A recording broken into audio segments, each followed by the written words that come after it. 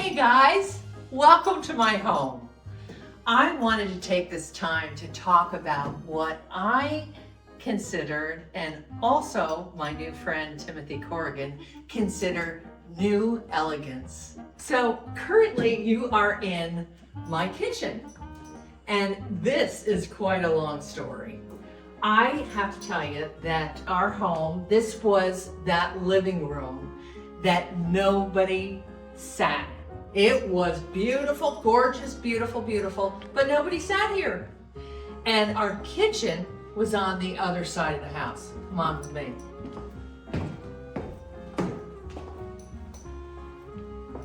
So we would, lovely kitchen, of course, perfect, nothing wrong with it. But it wasn't as large as we all love to all gather in the kitchen. Well, we just didn't have the room for that. So this was the original kitchen. And as you can see, the butler's pantry is still here.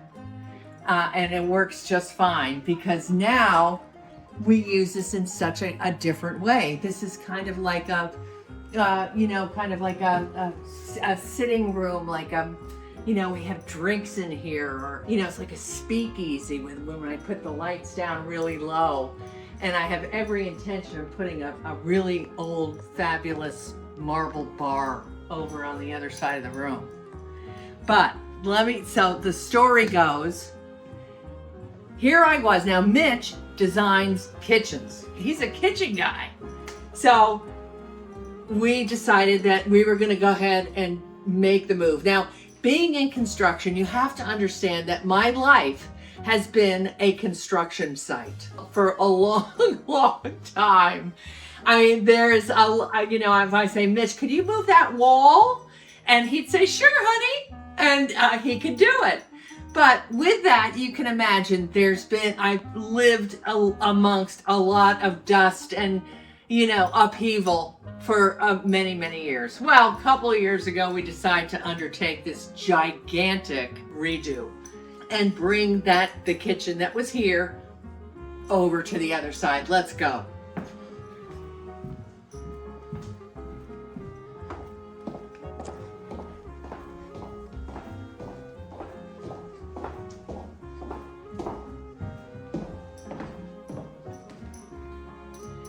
So why I am talking about this new elegance is because I am now a huge fan of this fella that has written books. His name is Timothy Corrigan, and he has, I think 3 or 4 books out. He designs fabrics. He's an interior designer and an architect.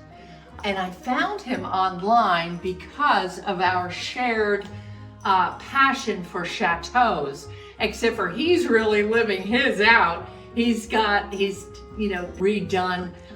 3 or 4 or 5 chateaus in France. And so I have watched his evolution on YouTube, and I can't get enough of the guy. Well, in his book, New Elegance, I have to read to you what he says, which I think is absolutely brilliant. Elegance is misunderstood. Too often people think of elegance as being stiff or formal, as something that is applied or put on, a pose one strikes and then struggles to maintain. In our modern world of casual Fridays and athletic leisure wear every day of the week, elegance seems to require too much time and too much thought. It is dismissed as a studied mannered or even affected. The quality once considered the highest compliment for a person, a work of art, or an interior, is now often regarded as dated or no longer relevant. Nothing could be farther from the truth. Elegance is not something that adds stress or difficulty to our lives. Quite the contrary. True elegance to me means confidence in who you are and what you love, grace in how you handle yourself, and openness to the best in others. Elegance adds immense pleasure to life. To seek elegance in your behavior, in what you wear and surround yourself with, is a treat that you give to yourself and almost inadvertently share with those around you. Elegance is not something you save for special occasions, something you wait to pull out like your finest china or crystal on the holidays. Elegance, like beauty, should be part of your life every single day. So when I read that passage in the foreword, it was like lights went off in my head, and it was right there on paper, and that's exactly how I have been living. I still want to be surrounded by all these beautiful things, and you know what? It's not going to stop me.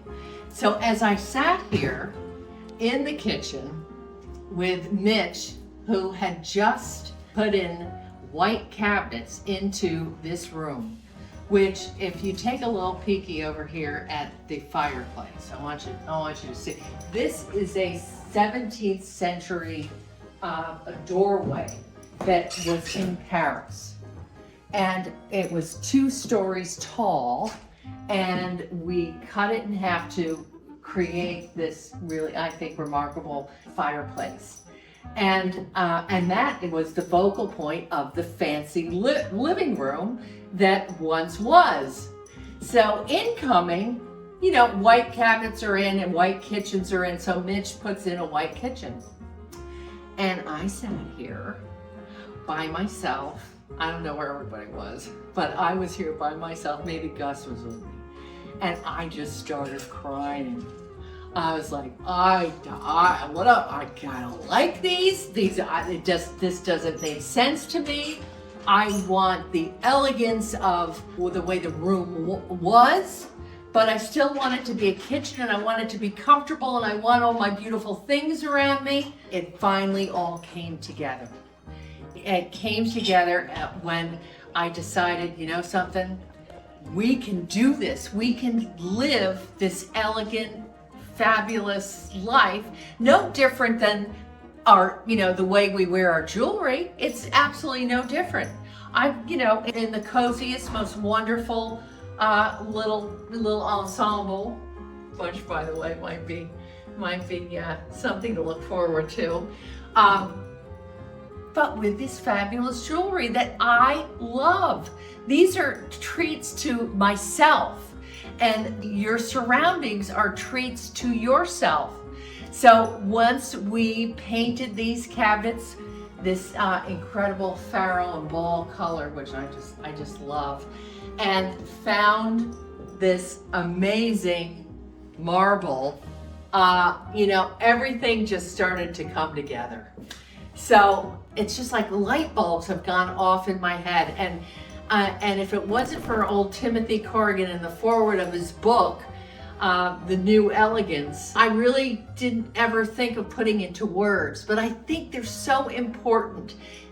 The importance of surrounding yourself with beautiful things and not being afraid of it, or using your great china. Don't leave it for, special occasions or holidays.